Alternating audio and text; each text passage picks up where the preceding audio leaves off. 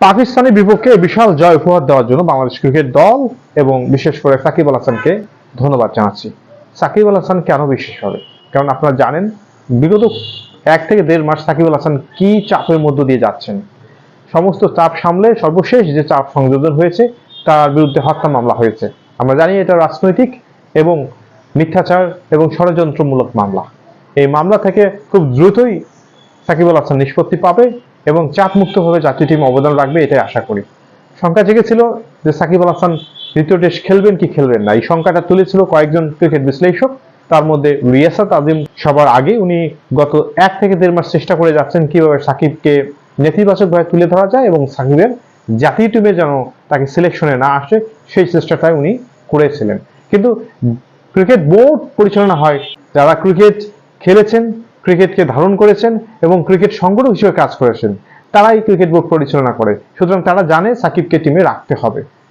এখন যদিও রিয়াসাত আজিম সুর পাল্টে ফেলেছেন, কিন্তু আমরা জানি এই কথাগুলো নিয়ে অনেকে বিভ্রান্ত হয়।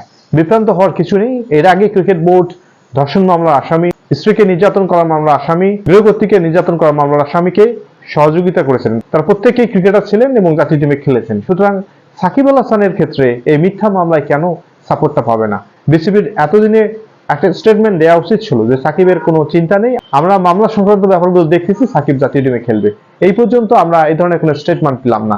এখন সাকিবের ক্ষেত্রে কেন এই দ্বৈত ভূমিকা? আশা করি ক্রিকেট বোর্ডের বোধোদয় হবে এবং ক্রিকেট বোর্ড যথাযথভাবে মূল্যায়ন করে মিথ্যা মামলা তুলে নেওয়ার ক্ষেত্রে যতটুকু করা প্রয়োজন ততটুকুই করবে। কারণ ক্রিকেট বোর্ড এর আগেও অনেক মামলায় ক্রিকেটারদের সহযোগিতা করেছিলেন।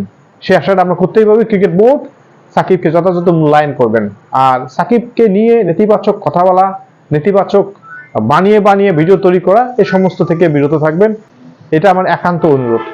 কারণ সাকিব আল হাসান একটাই, সাকিব যেভাবে বাংলাদেশ টিমকে গত 16 থেকে 17 বছর সাপোর্ট দিয়েছেন, এর প্রতিদান অবশ্যই ক্রিকেট বোর্ডের দেওয়া উচিত। ক্রিকেট বোর্ডের উচিত এই মিথ্যা মামলা তুলে নিতে যা করণীয় তাই করা এবং সাকিবকে মুক্তভাবে খেলতে সহযোগিতা করা।